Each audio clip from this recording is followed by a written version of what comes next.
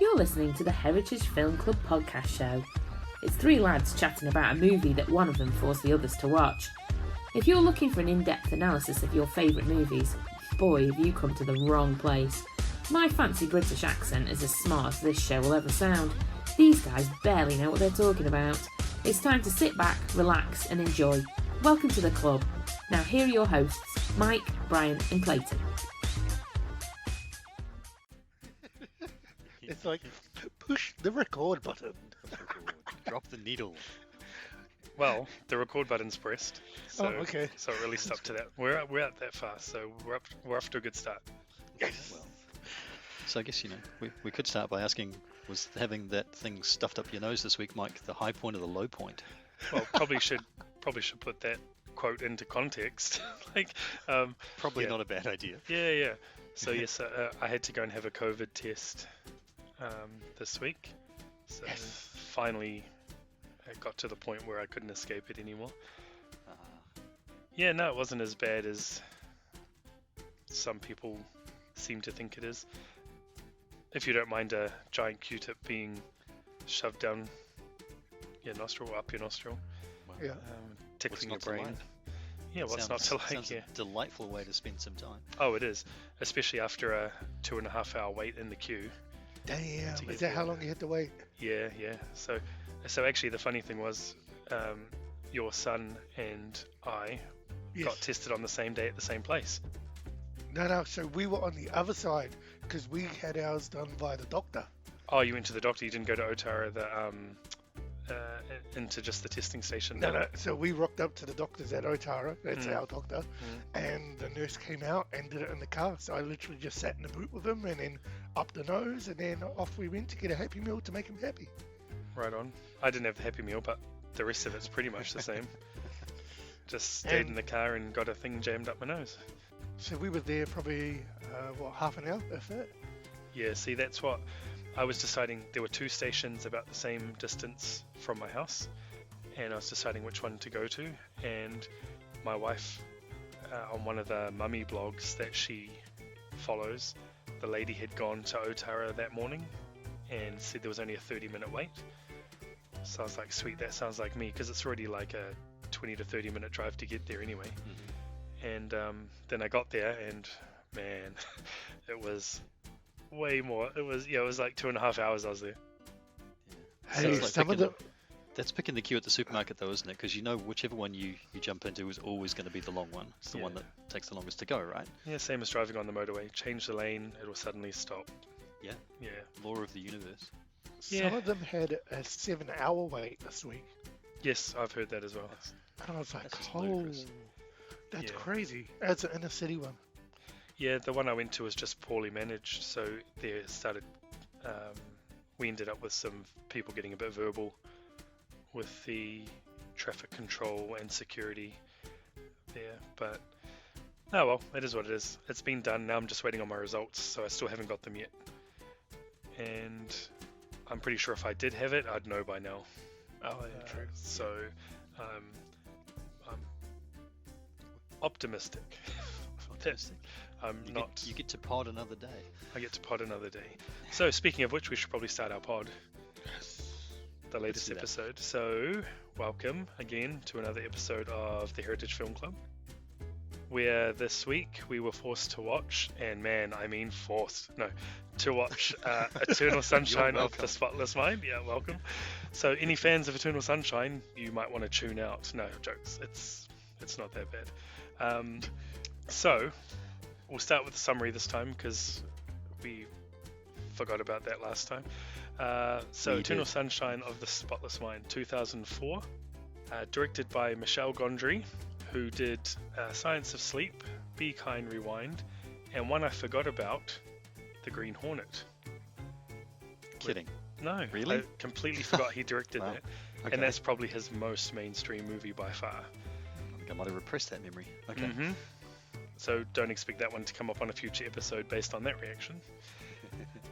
It was written by Charlie Kaufman, which I think is part of the reason Brian chose this movie. Correct. Who obviously wrote Being John Malkovich, brilliant movie, and Adaptation, amongst other things. and it has a pretty all-star cast, especially nowadays.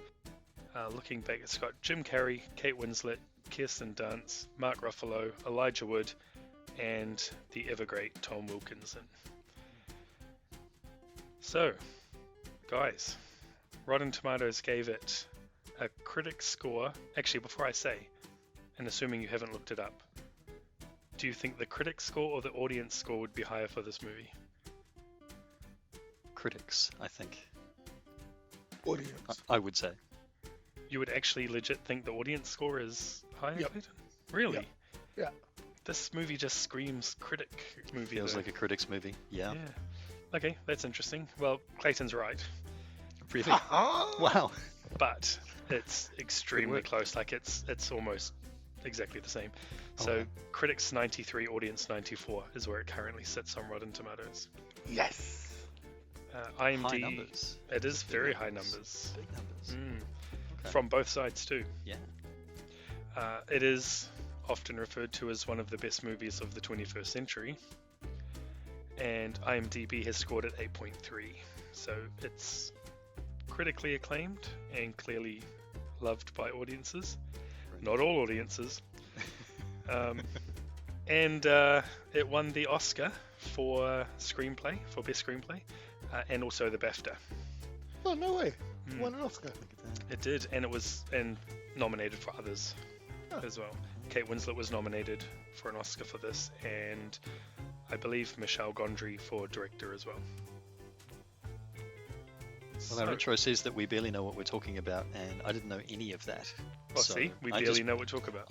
We barely know what we're talking about. I just picked it because I thought it looked interesting.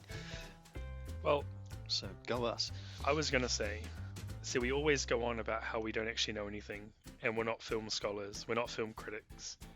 So we're just giving our thoughts and having a discussion. And I feel like this episode, more than any, is going to illustrate that. That we really don't know what we're talking about, and we're literally just coming here to say whether we liked it or not. So, with that in mind, let's do the quick round table as we always do. So, Clayton, did you like it or not? Yes. Really? Okay, we'll get back to that. Brian? Yeah, I did. Yeah, this is the sort of movie I think you'd like. Okay. Yeah, took me a while to decide that I liked it, but I liked it. Yeah. Maybe I'm just not at that point yet, because I'm on the fence. Ooh. So Ooh. I am leaning more towards like it, but yeah, we'll discuss as we always do, and we'll go deeper into those reactions. So Clayton, do you want to start off? Yeah, so I would like to say that I wish I could change 3 things in this movie to start with, but that's fine. Well, go on. Hey, but besides that, I really enjoyed it. I was like, this is right up my alley, and I'm like, this is like somebody's like just, I don't know how to explain it. It was like somebody was just like, I've gone through heartbreak, and this is what I'm experiencing, and this is what somebody's gonna do, and this is what I'm gonna do, and it's like, whoa, crazy! I really love this movie. Okay, I can see it from that point, but man, I was watching this movie, and the whole time, at least for the first half an hour, I was like, Clayton's gonna hate this movie. No, Legit, no. like I had no idea you were gonna come with such a positive. I watched this, like, when I was watching that, and as I was going along, I was like, holy shit, like, this is crazy. I can relate to this. I've been through heartbreak. Yes, I get this. Yes, I get all this emotion. Yes, I get to the point where I would love to just switch my mind off and forget about the past. This is an awesome concept for a movie. But again, there's 3 things that I want to change, but that's fine. See, actually knowing you and thinking about it like that, I should have picked that. Even though I thought you wouldn't like the movie, you'd be able to relate to the movie. Like, yeah, I just found that I was able to relate to it, and it was just, like, the concept of it was great. Okay, so go on. What are the 3 things you want to change? Oh, okay. So I don't want Jim Carrey in the movie. Okay. All right. I figured it was No, going to no. be a casting thing, but not that one. Okay. Oh, No, okay, so no, these are going to okay. be small things you want to change then. Yeah, small things. Nothing No, 'cause- fundamental to the whole film. Nothing big. No. Yeah. No, it's just like who I would replace him with. I do not know. Well, I'll tell But- you who they were going to later on in the show. But I found that every time like there was a serious scene, I'm like, in my mind, I'm like, he's gonna be like, alrighty then. Like, I've just stereotyped him in my mind as like Ace Ventura or something, like comedy. And I'm like, this movie wasn't really comedy, but it's like every time I just envisioned that he was gonna bust out a comedy thing. Okay. And I was just like, yeah, it just put me off. But that's just because that's who Jim Carrey is to you. Yeah, exactly. Okay, what's the other two things? Oh, the other thing is, I wish it was shot more arty. More arty Yeah, man. than the movie we just watched. Yeah, like hardcore more arty. And I don't know Dude. how to explain it, but like just really gritty, arty, like, yeah. More than that. Yes, more than that. And I Okay. think if you took, like for me, if you took out Jim Carrey and put somebody else in there who I didn't think was going to turn around every 5 minutes and be like, bust out something comedy, it would be fine. But because it's Jim Carrey there, I couldn't really take, do you know what I mean? But he never gave off that vibe at all I in this know, movie. but I've stereotyped him in my head. Okay. Alright. Right, what's It's like Chris Evans. It's like Chris Evans will always be Captain America to me. Yeah, not to me.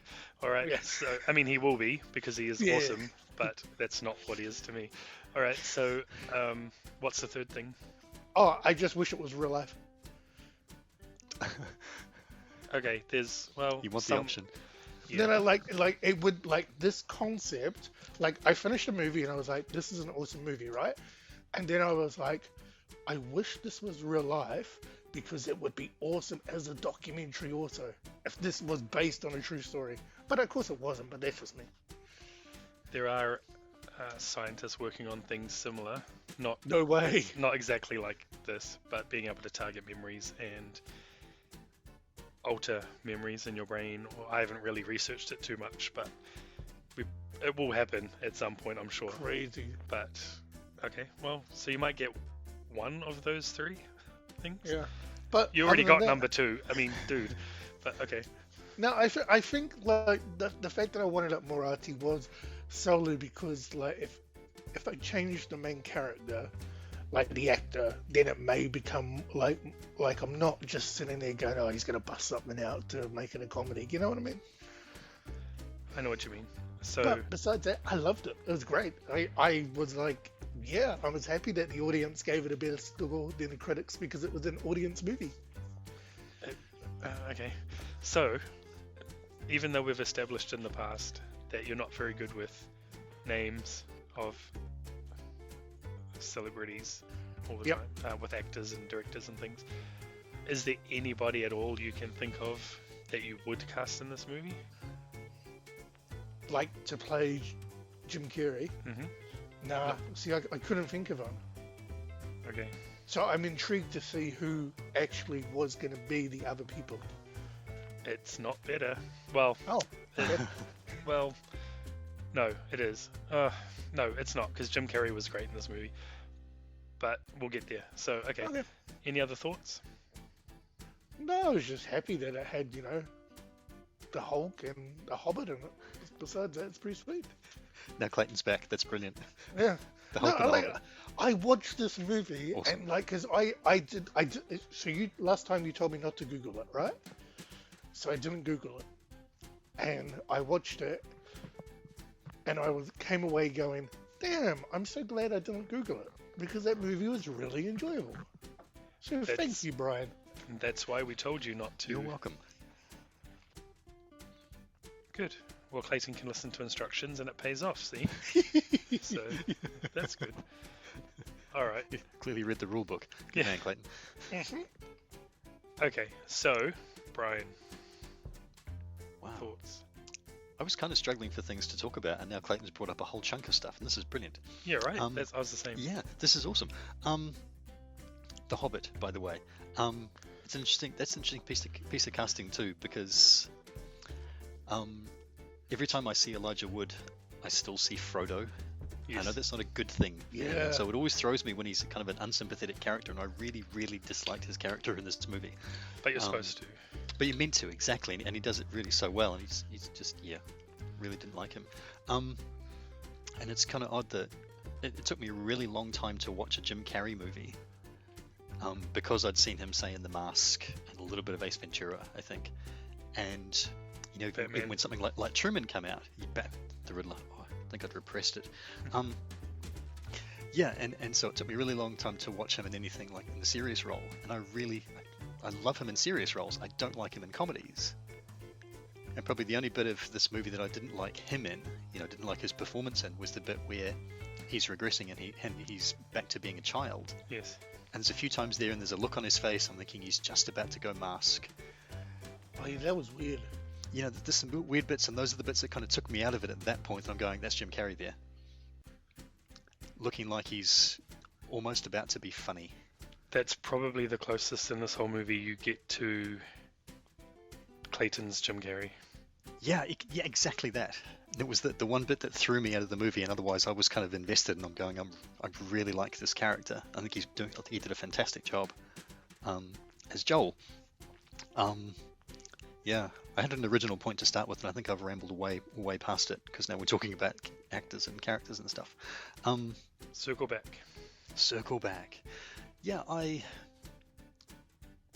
wasn't sure what I was going to make of this movie either, even though I chose it.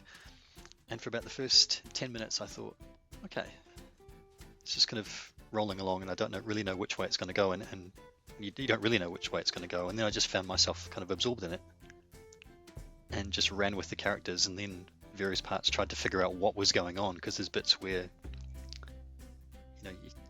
it's a little hard to figure out at which stage of the various parts of the relationship you're in. Oh, yeah. And then there's that switch at the end, because there's a line in there about where they meet, and he's talking about meeting her at a party and going, but he met her on the train. Yes. And so I spent a lot of time trying to figure that out and still watch the movie at the same time. And of course, I should have just watched it, and it all becomes clear later on. I'd find it a really hard movie to kind of categorize and say what kind of movie is it. It felt a little bit like a Philip K. Dick story. It gets made into a movie like a Total Recall. If you've ever read any of his books, like Blade Runner and stuff, they're just all very, very weird stories. It felt very much like one of those stories with erasing memories. Well, when you look on the internet, it's divided. There's so many genres this movie is listed in. Yeah, I can kind of imagine. I mean, if there's part of it you could almost, not a romantic comedy, but there's kind of elements of romance to it. And one of the things that oddly stood out for me and helped me to decide how much I liked it was at the end, I wasn't sure how I wanted it to end. How sometimes you'll watch a movie. I always think that I watch a movie and I know the way that I want it to end, particularly if it's with characters or relationships or whatever it is. And right up to the final bit, I wasn't sure if I wanted them to get together or not. I thought maybe that was just the way that it had been written, and how well the characters had been written, and how well they'd been played, and how all of this had come together. And I thought it was just kind of, I don't know which way I want this to swing. And I really enjoyed that about it. Mm-hmm. Completely unpredictable movie for me, and I really enjoy that kind of thing. So before we go any further, we should Sure. definitely say, for a movie from 2004, spoilers are coming. So if you haven't seen the movie and you want to go in like Clayton did and just know nothing, which is the best way to watch this movie, Very much so. then stop listening. But then come back after. You'll fully come back. But yeah, from here on, we'll just say definite spoilers are coming. True. Though at least there are no sequels, and it's not a franchise, so at least it's self-contained. Well, that's the thing. The movie's a loop, so you can't. You can't sequelize it. Well, no. You could go what happens next, but what happens next, I don't think would be anywhere near as interesting. No. Well, It's been you done. could Right? do the female story. Yes, you could do Kirsten Dunst's story as a spin-off. Yeah. You could. But her story's been done. I mean, you only needed that 2 minutes. There's that bit in there. Yeah. What did you guys make of that?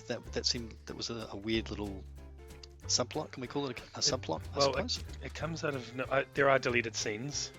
Okay. But if we're just watching the movie as it's presented, it's very it just comes out of the blue. And if you don't listen or take it as it's intended in what we're presented, it could come off a little not rapey, but hard. That's you know the what I mean? vibe I Like, got. yeah. So Yeah. what we're talking about, obviously, is for those who haven't seen it, but you should have, because you should have gone away and come back. We find out that Kirsten Dunst is in love with the boss at this company who erases people's memories, and you find out in one scene in the movie that she's actually already had an affair with him, and they agreed, is what I believe they say, to wipe her mind of it so she doesn't actually know she's already been in a relationship. So sort of a mirror to Jim Carrey and Kate Winslet's relationship as well. And that's why she goes, at the end of the movie, Kirsten Dunst's character delivers the tapes out to everybody to tell them what's been happening as But a revenge.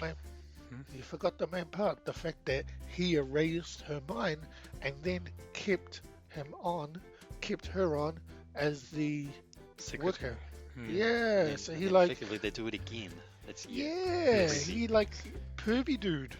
Yeah, so that's a really cool scene when the wife finds them and then says her line to Kirsten Dunst, and then he has to then explain to her what he's done in the past. Yeah, creepy little, not quite a twist, but it was a weird little side road. Yeah, and it depends too, because it sounds like there was the agreement to do it, whether she wanted to as much as him, which she clearly didn't. Yeah. If you listen to the audio tapes, but yeah, if that was a non-consensual memory wipe, yeah, it really comes off a bit rapey. Yeah, because it's a violation. Yeah, at that point, isn't it? Yeah, which is. And that's how she takes it when she finds out, and that's absolutely. and that's Yeah. how we get to the end of the movie. So yeah, Which was the beginning of the movie. it's a loop. It's a loop. Because I think the idea is that Jim Carrey and Kate, we should stop calling them that. We should call them by the characters' names. Joel and Clementine. There you go. Have had this done multiple times, and they keep finding each other again.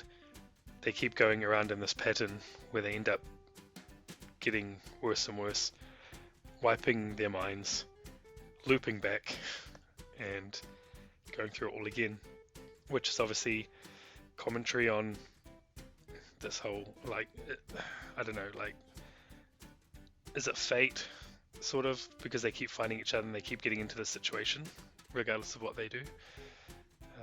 So I guess there's different ways to read into this. So people make the same mistakes over and over again. Exactly. And yeah, lots of ways you can look at it, I guess. So no perfect relationship is perfect. No. So we went off on a tangent. We did a little bit, yeah. Quite a good one. But then the movie does too, kind of. I feel. Well, this movie goes all over the place. It doesn't go anywhere.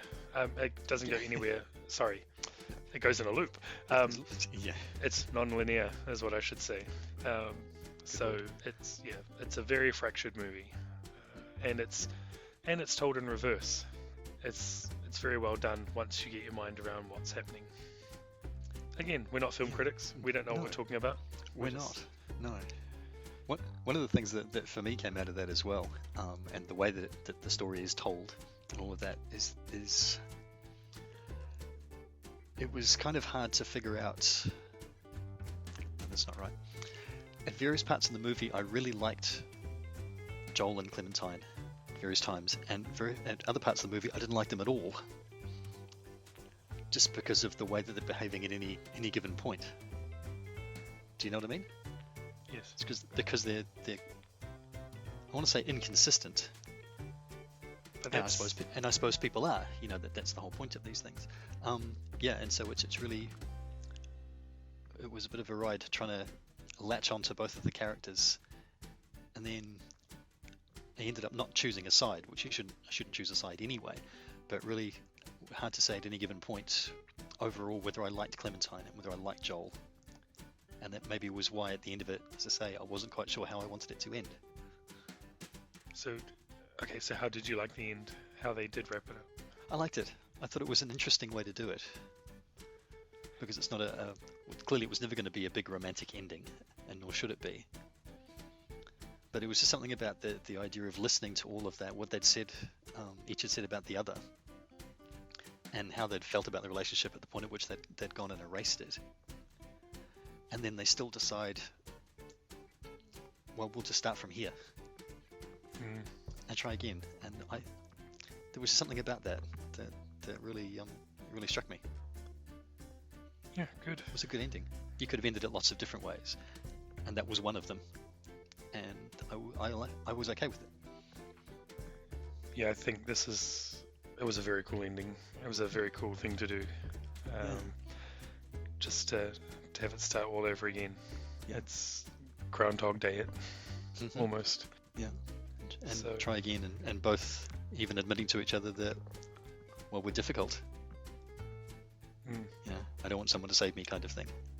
Well, that's it. You've got to realise that... And you started anyway. Yeah, and you realise nothing's perfect all the time, and no matter what you do, it's not going to change. So it's almost like, deal with it. Yeah, pretty much. At the second beginning, if you like, the bit on the train where they meet again, we find out that they met again. I kept thinking, it could not be more opposite. Completely opposite humans. Yes, well, I got that right at the beginning. Yeah. Is that what you're talking about? Yeah, exactly. Yeah. Oh, right, sorry. Yeah, so that first meeting, it's like, okay, he's this really introverted seeming guy and quite shy and all of that, that difficulty with eye contact, and she's just full noise. And the coloured hair and just changing moods every 15 seconds on the train, which was fun to watch. And then that's part of the lure, I think, of the first 10 minutes, and just going, where is this going? How can this play out? And then, of course, it does. Yeah. Cool little character bits. I like that kind of thing. No stock characters in this one. No, not at all. Well, maybe Mark Ruffalo? I don't know. Maybe Mark Ruffalo. Yeah, a little bit underdone. Yeah, but we can talk all about that.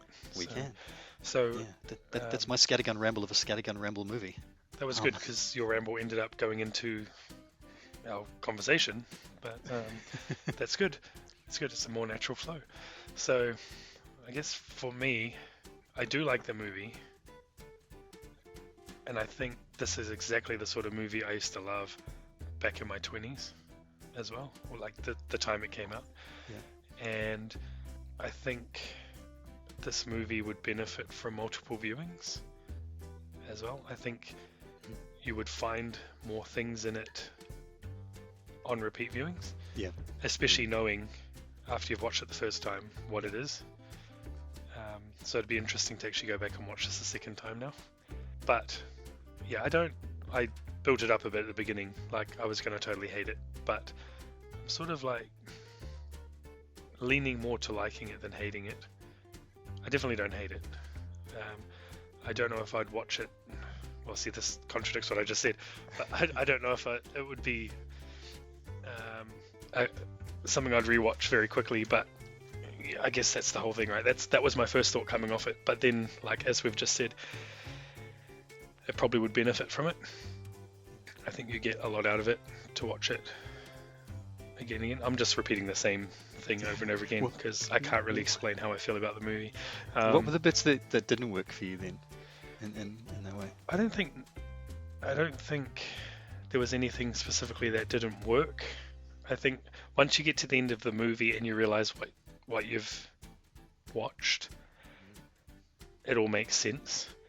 But I think, and maybe it's just because maybe I was a bit tired when I watched it or started to watch it, and the fact that I had to split it between 2 nights like I usually do. Okay. This movie you can't really do that with. And I think compared to the other movies we've watched so far for our show, this is the one you have to pay the most attention to so far. Like you can't be doing something else while you're watching it. and you can't sort of zone out at all because you need to pay attention. But I think at first, and again, this is what I'm saying, so this used to be my jam, this sort of movie. I used to love this sort of stuff a lot. Okay. So I think now, because it's been a while since I watched this type of movie, I guess I got pop cultured out to watching like genre movies, but it threw me at first because it's pretty straightforward. It gets straight into it. It's a pretty straight narrative for about the first 20 minutes, and it's once he goes to get his mind wiped that it gets all fractured. And I don't think, maybe it was a few minutes before that I just wasn't paying attention or something, and then it just fractured, and I was like, wait, what? so then I think for a few seconds I was a bit lost until I clicked to what was happening, because they do a very good job with it. They don't hold your hand or explain exactly what's happening, at least straight off. They just take you on the journey, and you've got to be alongside from the beginning. So I think once I caught up and realized, okay, yeah, sorry, now I've got it, switching back to my old brain, then yeah, it was fine. So I don't think there was anything that I hated. Did it throw you? Sorry to interrupt. Did it throw you the bit where, it's that opening piece, and then they've been away and off to the ice and that, and she's going inside to get her toothbrush, and then it kind of switches to the bit where he's in the car and it's dark and he's crying. And that kind of threw me at that point, because that's where the narrative kind of jumps, but you don't realize that until later on, and then it's all into she's gone, and then the mind is wiped, and the memory's erased, and all that kind of thing. And I thought, I almost felt like I'd missed a bit. Yeah, that's actually off the movie. Yes. Okay, yeah. So then it wasn't me just thinking I wasn't paying attention, it was legit. Yeah, it was just a thing where it almost felt like it had jumped a scene. Yeah. Yeah, and then you realize later on, of course, why that is, and your brain kind of fills in the blanks later on, which is a trippy way to watch a movie. Did you also think, and this is not a slight on the movie at all, when I started watching it, the way it's filmed, because I watch HD versions of stuff wherever possible, right? Yeah. So it almost looked like I was watching a DVD version of this movie, because of the way it was filmed. And then I was thinking, oh yeah, this is a really good 90s movie, late 90s movie. And then I looked it up and I was like, it's 2004. I was like, what? They've filmed it in a way that I guess, and this is why I asked Clayton why he needs it to be more gritty or artsy, but I felt it already had that. And again, that's not a slight on the movie. It's exactly what it needs to be. But I didn't realize it was as late a movie as it was. I felt like it's got quite it's muted color, I suppose you'd call it, or it's shot a little dark, I guess, at the beginning and all of that. And this is just my memory, oddly enough, in hindsight. Again, the bits where he's kind of working his way through his memories and they're on the run kind of thing, it gets clearer. Okay. It felt to me like it was clear. I didn't go back and sort of rewatch anything, but just, with the bits when they're in the kitchen, and it's all where he's kind of remembering things in a really odd way. And not the bits where they're just sort of racing around in the dark and everything's, the only bits of light are kind of like torchlight almost. It felt like it got shot a little clearer, and then when you're back out in the real world again, I suppose, it was a little grainier again, or DVD, if you like. See, this is why we need you, because these are the things we should be noticing when we talk about this stuff. So, yeah, that's good. So, I was going to ask Clayton something just then, and now I can't remember what I was going to ask him. Did you get lost when you were watching the movie? Yeah, the start threw me off. Because, as Brian said, you find out that they met somewhere else. But then it comes full circle at the end. But then I was just going for the ride, so I was happy for wherever it took me. Okay, well that's good. wonder if anybody ever watches this movie, you catch it on TV and you come in halfway through and you start watching, and what would you make of it? Oh man, It would be impossible. You imagine it. You would- like, what the hell was this? You would either stop and go, I need to watch this from the beginning because this seems really interesting, or you'd be Yeah. like, nope. No, and yeah, what's on Yeah. something else? Yeah. Imagine it. That's And as counter to Clayton's whole problem with the movie, Jim Carrey might be the thing that keep people watching if they flicked over halfway and think, oh, it's a Jim Carrey movie, let's just see how it goes. yeah. But maybe. yeah, I don't know. Or the 17 versions of Kate Winslet that you get in this movie from the way that she plays Clementine. Oh, she deserved that And- nomination. Now that you mentioned that, you pointed out that she was nominated, I could absolutely see that. I thought she was terrific. hmm I'm giving you my MVP right now. Yeah. Spoiler, mine too. Yeah. So- Yeah. And even, I mean, the both of them, and even Jim Carrey, there's all sorts of, yeah, he really sells it. Really sympathetic character a lot of the time. So apart from the bits where I didn't like his character because he just wanted to shake him and tell him Too to stop depressed. doing that. Yeah. And then just poking away at her. And likewise they do it to each other. It's So it's quite interesting Jim because I read something. This won't be in the trivia section. That's why I'm saying it now. But I read something online, so it has to be true, that when they were filming, he was getting really frustrated because the director was telling everybody they could improvise as much as they wanted because they're doing a comedy. But then he'd go and tell Jim Carrey, "You're not allowed to improvise. This is a Oh. drama." oh man, that must have been hard for him. Yeah, and he was getting really frustrated because there were points that he wanted to do that. So knowing that, Clayton was actually safe. It was never going to break into alrighty then I'm or glad. talking out of his asshole or whatever. Yeah. So I found that quite interesting, and I could see how that would be extremely frustrating for someone like Jim Carrey at the time. So did you also notice that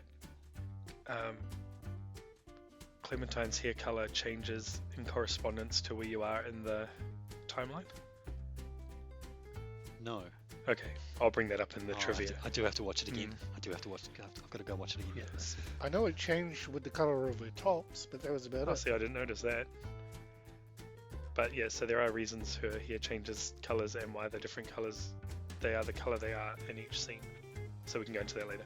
But, okay, so it sounds like, is it a 3 thumbs up? It's One up to here, you, man. Well, one here, one for Clayton, and Yeah. you've got a wobbling thumb, I'm Mike. doing that On the Commodus in side Gladiator. or up? Um, Oh, I'm sticking my thumb which way is it going to go? halfway, sort of like he does in that scene in Gladiator. Yeah. But Yeah. leaning upwards, tilting upwards. So, no, So- I think we'll give it 3 thumbs up. It is a good movie. It's a good movie. It's just I probably wasn't watching it at a time when I was in a mood to focus. I don't know, yeah. But that's my problem. That's not the movie's problem. That it is a good movie. It's very well directed. It's very well written, and it's very well acted. So I mean, what else?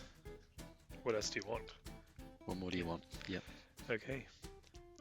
Does anyone else have any other comments that they want to impart on us? Like, actually, so what did you think of the supporting cast? Like all the other parts. So we have already talked about Frodo.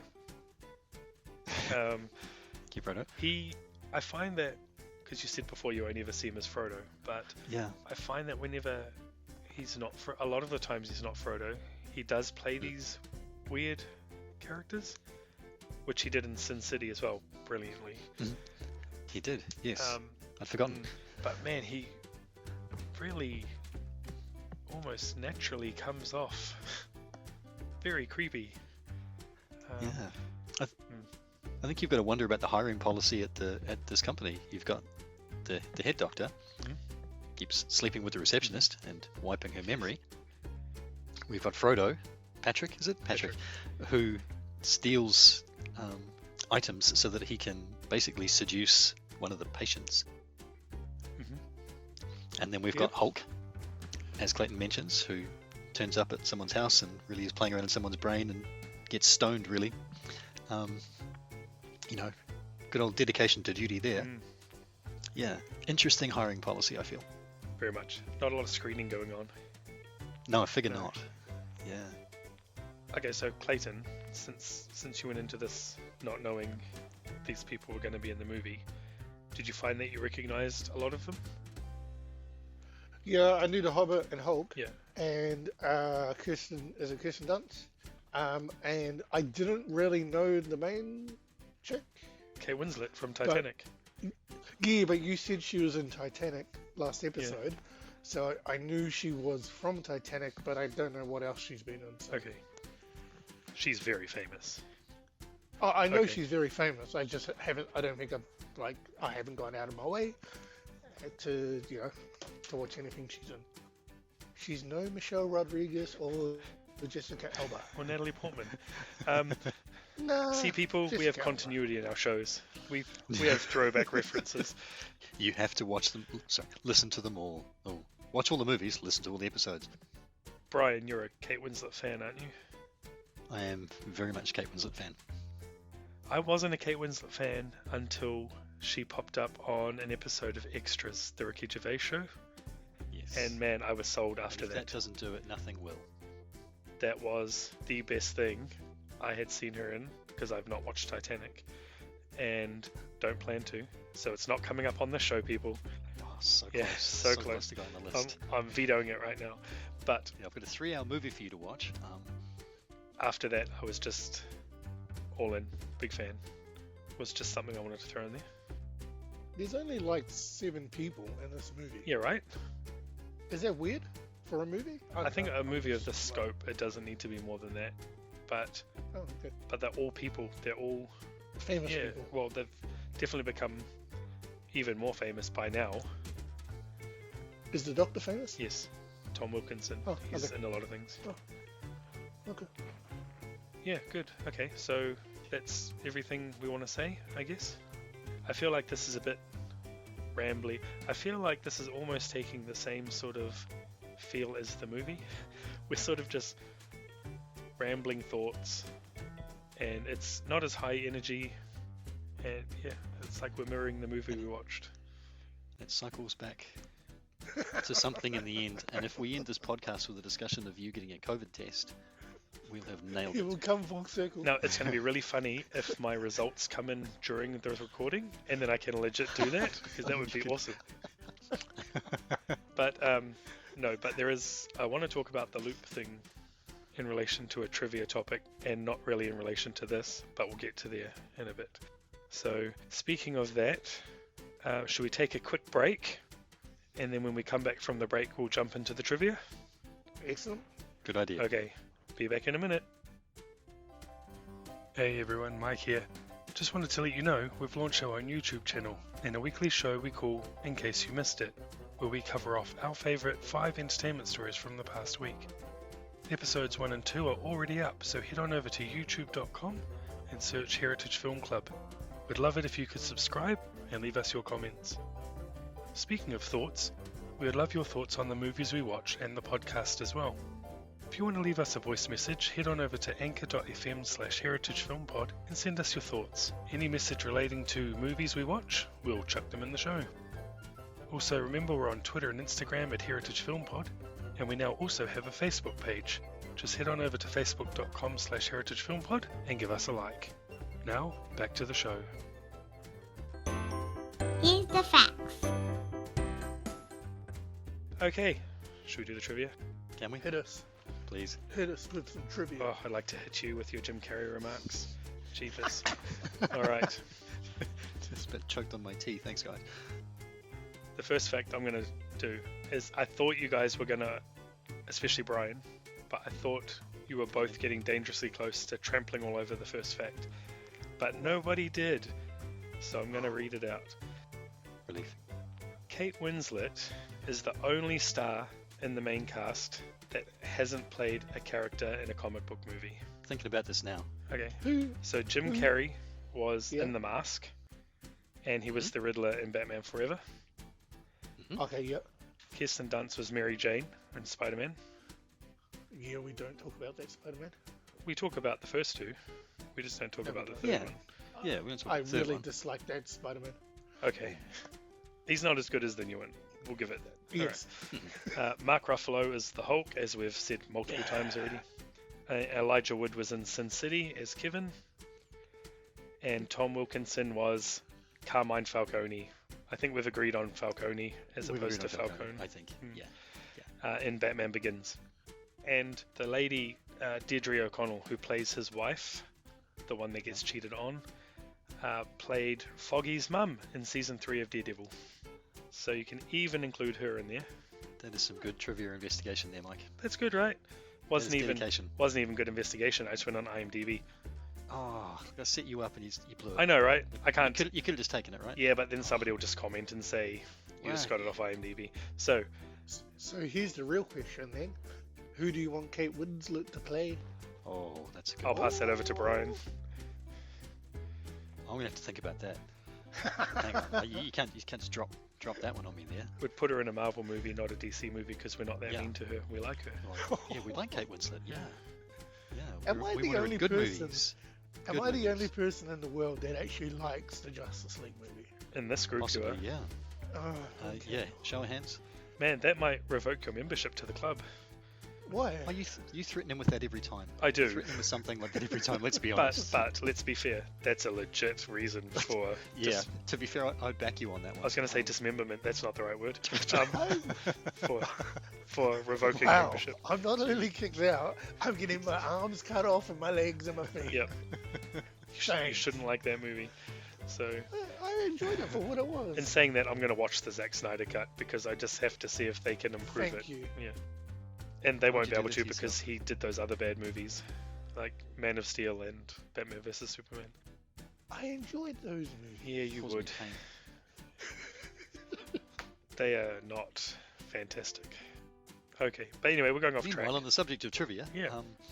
So we'll go back. So as I said before, Clementine's hair color changes during the movie, obviously.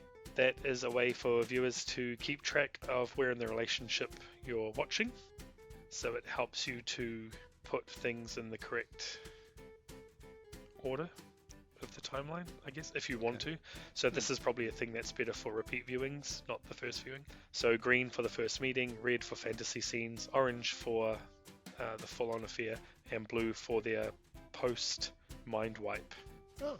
reacquaintance. So it's for a reason, people. See, everything's for a reason. It's not just a fashion choice. Right, do you want to hear some alternate casting? Yes. Definitely. All right. So can I ask, because Clayton couldn't answer this, but Brian, is there anyone else you would have possibly cast in Jim Carrey's role or Kate Winslet's role? I can't think of anybody else who I would get to play or think of to play Clementine. Not after that performance. No. For Joel, for Jim Carrey's, maybe. I don't know where this comes from, and maybe it's just the sort of facial expressions or whatever it is. Maybe Michael Fassbender for some reason. That springs to mind. Not then, but it's just something about him. You know, looks like a. It's going to sound very strange. He looks like a normal guy. Okay, so for Clayton, that's Magneto in the X-Men First Class movies. Oh, okay. Cool. Yeah, he just popped into my head, and I can't explain it too much more than that. Okay, yeah. All right. Do you want to hear who was considered before Jim Carrey came on board? Have to. Okay, Nicolas Cage. Oh, But remember that this is before crazy Nicolas Cage. This is, well, not really. He's always crazy Nicolas Cage. well, it was crazy It's- to a is degree. this- It's yeah. not Before B The grade Rock? crazy. No. This is after leaving Las Vegas. Yeah. So he won an Oscar for his role in that movie, and then obviously became very high demand actor. So they weren't able to get him for this movie. So this was Nicolas before Cage. The Rock, Gone in Yes. 60 Seconds, Con Air, and all that kind of Yeah, thing. because what he did was he won an ass. He won edit right. He won an Oscar for leaving Las Yeah. Vegas, and then decided to go and become an action movie star. Was Leaving Las Vegas an action movie? No, it I've was never not. seen It was No. a drama. No, not at all. Oh, okay. Yeah. He was playing an alcoholic. Oh, okay. From memory, I've only seen it once. I could maybe see him in this from that. But then I keep thinking of him as Ghost Rider. Oh, I didn't even think about that. Oh man, that's got to come up on this. We've got to do that. Gives me thinking we were all friends, and now you're going to Ghost Rider us, are you? Okay. Yeah, so now I just can't get Ghost Rider Nick Cage out of my head now. Or Con Air. Don't say anything bad about Con Air. That's definitely going to be on the show. Yes. That is a fantastic movie. Put the bunny down. Yeah, put the bunny back in the box. The box. Thank you. Here you go. Okay. Alrighty. Right, so another piece of casting, alternate casting. The role of Patrick, which was, as we said, Frodo. And Elijah, if you ever listen to this podcast, we're aware of your name. And we do love you. You're great. But he's not going to listen. Come on. No one listens. So That sounds like a dare. except No one you, listens? except you who's listening, and we appreciate it very much, sincerely, honestly. That even sounded facetious, but it's not. We honestly do. And we hope you are friends with Frodo, so you can tell him to come listen. Get him on the show. Okay, so no one could have played this role as well as he did. That goes for any role in this movie, I think. But Seth Rogen auditioned for the role of Patrick. And this was before he was the Seth Rogen we know now. And he obviously went on to work with Michel Gondry as the Green Hornet. But no, I don't think he could have pulled this role off.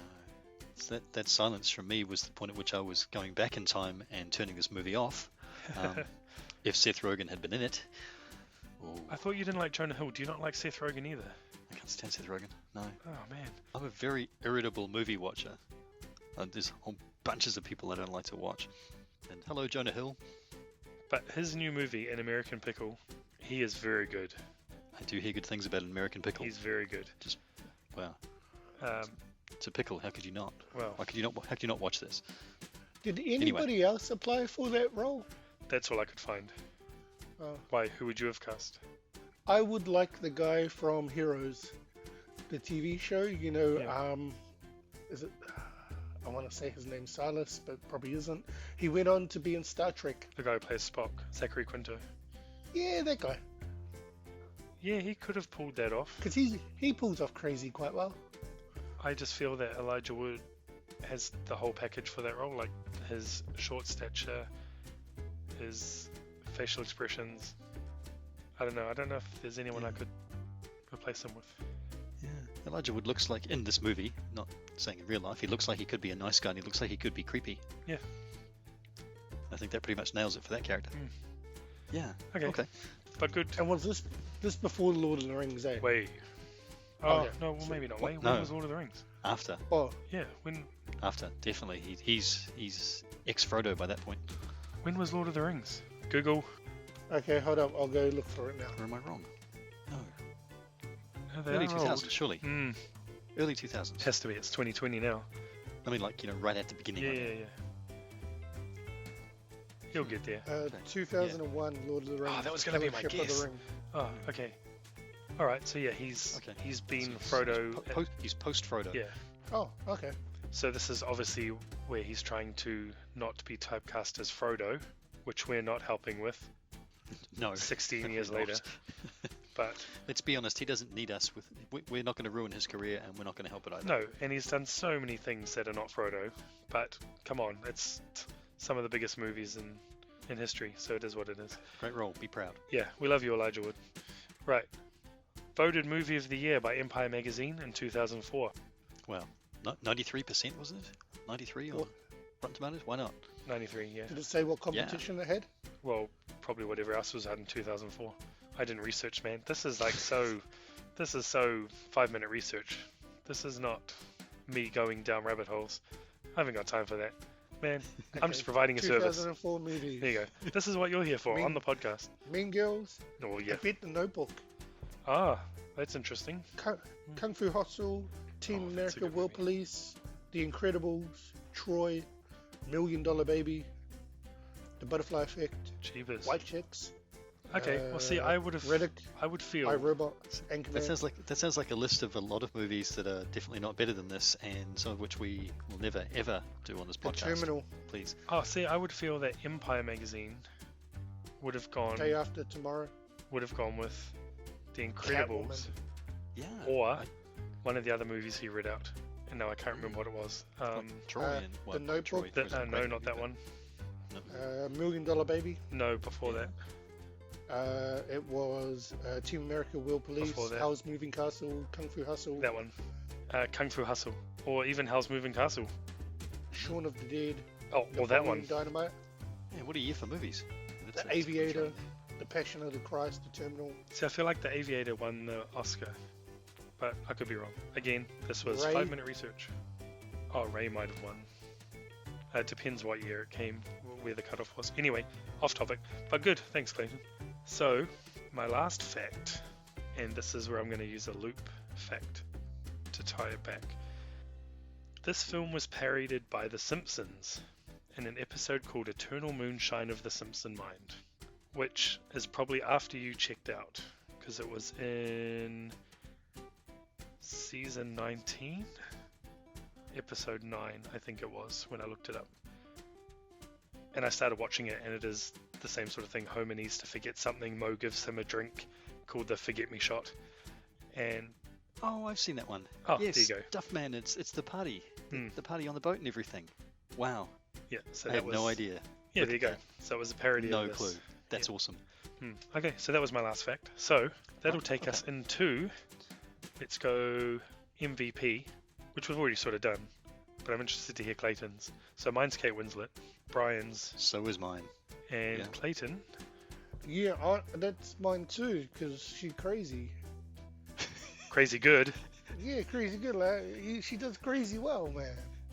She does. We've used that a lot. Okay, she's good. Okay, cool. Well, that's good. Is that the first was time we've all easy. had the same MVP? I think it is. Yeah. See, that's why she got the Oscar nomination, because we all liked Yes, her. because we all liked it. Mm. If And we all, knew what they were doing. if the three of us can agree that quickly Then- on who it is, It's, come on. It's a slam dunk. Yeah. Yep.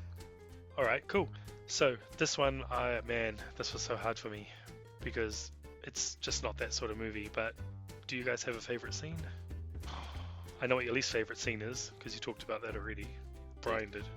But Yep. do you have a favorite?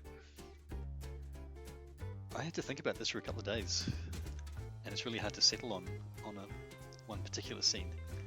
The bit of the movie I was most impressed with is when he sort of enters the dream. You know, he's trying to remember his dreams. He's awake in there, and just there's that sequence where things keep disappearing, and he's trying to keep hold of Clementine and run through. You know, like buildings are disappearing and fences and things like Oh, that. And it was yeah. just something about that really struck me. I thought it's pretty amazingly shot, I thought. And it was just like full of energy, and it really grabbed me and picked me up, and you're kind of almost running with them to try and keep ahead of it. And that was probably my favorite part of the movie, all told. Cool. Yeah, that's good. Clayton? Yeah, I'm the same. But I liked anything to do when he was in the dream machine and he's trying to, like, where they cycle through the memories. I just like anything to do with that because I really enjoyed that because it was trippy as. Nice. Okay. Did you realize when you're watching it that it was being told in reverse almost? No, I just sort of just went along with it. Okay. You, Brian? No, it took me a while to. So there was that bit where he mentioned there was the other way that he'd met her, and that kind of threw me for a little bit, and that was kind of one of those clues. And I was probably a little slower to pick that up Really hard. on how that worked out. And it was just this nagging thing in the back of my head going, there's something weird going on here. Yeah. But I hadn't figured it out. But not necessarily that it was being told sort of backwards. I came to that very late. So yeah. Yeah, because I think it's when he starts to get his memories wiped, it starts at the bad memories when they're fighting and things. Yeah. Then it gets to a point, I think it's one where they're under the covers in the bed. Yeah. And then he suddenly realizes he doesn't want to lose every memory. He wants to hold on to something. Desperately hanging on to it. Yeah. Yeah, and that's what obviously launches us into the whole rest of the story. Exactly. It kind of takes off from there. Yeah. Yeah, and I twigged that it was all very much like, as you say, a running in reverse type thing. I didn't know. Well, because that's an interesting. This is a tangent, but it was also in my research of the movie that Charlie Kaufman and Michel Gondry almost dropped the movie because Memento had come out and basically does a similar thing. It's actually Memento is like Eternal Sunshine crossed with The Hangover for Clayton's reference. Is Okay. it? If you is were trying that to the sell one? it to him. That's not the movie with the spinning top, is it? No, that's Inception. Inception. Oh, okay. No, I That's a don't think movie I've I'd like seen- to do. I don't think I've seen Memento. Okay, that one we will definitely do Memento because that's a great movie. Okay, that was a tangent, but luckily they were talked into doing it, or told to do it anyway, and it paid off. So, well done. My favourite scene is the same as yours. Any of the scenes where Brian, any of the scenes where the world starts to implode or Yeah. disappear, and just how it was shot, because there's quite minimal CGI in this movie. A lot of it is practical effects, and that's why it looks Okay. clunky when things are disappearing Right. or the house is imploding or whatever. And I think, yeah, it just looked really cool. And those are probably the standout scenes for me.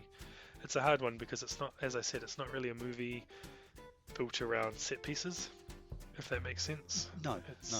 It's a very narrative-driven story. Yeah. Becomes kind of believable in that way. Sort of when you mentioned about things not being CGI, just sort of reminded me of something like, if you've ever seen What Dreams May Come, which is the Robin Williams one, Mhm. and it's very clearly heavily CGI because it's meant to be, and almost like a polar opposite in terms of how you look at it. Yeah, this was some Eternal Sunshine was kind of a little more raw, felt a little more real, odd as that is to say. You know, when things are disappearing and people have no faces and memories. Okay, so that brings us to the end, I think. Everyone happy if that's the end of the Eternal Sunshine? I think so. Yeah. 3 thumbs up. Pretty much all like the same scene. So We all like call Kate. it a win. We all like Call it a Kate. win. Are you a Kate Winslet fan now, Clayton? Well, I only know 2 movies that she's in, so. Would you go and watch something else now if her name popped up, knowing who she is? If Brian puts her in a superhero movie, yeah. Oh yeah, yeah. You've got 2 weeks till the next episode to give us an answer. So we have to figure out which Marvel superhero Kate Winslet should be, or Marvel character, shall we? Oh, character. Marvel character. Okay. Yeah, something Stay just crossed my tuned. mind, but then it went out just as fast and I didn't catch it. So Sounds My like a brain really is weak old. lure to get people to come back in 2 weeks' time. I know, right? We're going to What talk will about Brian something come that's up with for Kate Winslet? yeah, something Marvel related that's not at all Marvel related. Okay, good. Alrighty. Okay, so speaking of the next episode, we're going to do things a little bit differently because we're going to have a 4th host on the show. Is it Frodo? Power struggle. I'm still working on Elijah Wood for a future episode. Oh, Once we okay. can get over calling him Frodo all the time. Is it uh, the other Hobbit? It's no. Oh, Sean Astin would be great, wouldn't he? Oh man, that'd be awesome. Okay, but no, that'd be on our Goonies episode.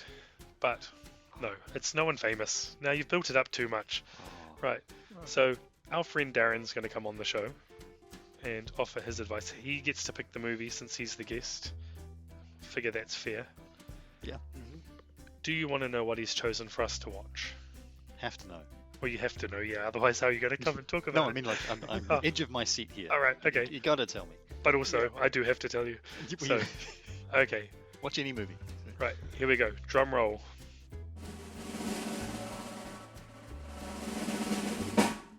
His pick is apparently a 2004 movie based on what Clayton just said. We're watching... Should I do a big build-up like you guys do? Yeah, do a big build If you up. think you can sell it. I can't, You go because on. it sells itself. We're going to be watching Shaun of the Dead. Oh, yes. I mean, I wonder what I'll make of that movie. Yeah, I don't know if you're gonna like it or not, Brian. It wasn't obvious at all.